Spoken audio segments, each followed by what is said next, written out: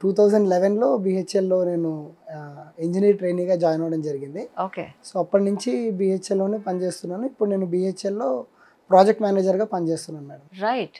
Right. కానీ already మీ చదువుకు తగ్గ ఉద్యోగం ఉంది. కానీ మళ్ళీ యూపీఎస్సీ వైపు ఎందుకు టర్న్ అప్ అయ్యారంటే సార్? అంటే నాకు టర్నింగ్ పాయింట్ వచ్చేసి 2014 అండి. అంటే 2014లో because we are central government undertaking employees మాకు ఎలక్షన్ డ్యూటీస్ ఏస్తారు. Election duty as a micro observer నేను 2014 మన తెలంగాణ రాష్ట్రం వచ్చాక ఫస్ట్ టైం అవును. అప్పుడు ఎలక్షన్స్ జరిగినప్పుడు నేను మైక్రో అబ్జర్వర్గా పనిచేశాను. ఓకే. అప్పుడు అక్కడ ఉన్న కలెక్టర్ వచ్చేసి స్మితా సబర్వాల్ మేడం.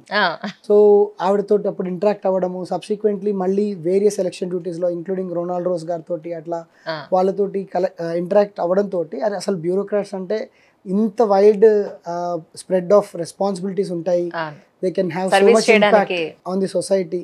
అంటే then I started to explore. Okay, election వాళ్ళకి ఇట్లా ఉంది అంటే వాళ్ళ రోల్స్ ఏంటి, రెస్పాన్సిబిలిటీస్ ఏంటి, అట్లా చూస్తూ అండ్ దెన్ ఆల్రెడీ నా ఫ్రెండ్స్ కొంతమంది ఎవరైతే బీహెచ్ఎల్లో ఉన్నారో వాళ్ళు సివిల్స్ రాస్తున్నారు.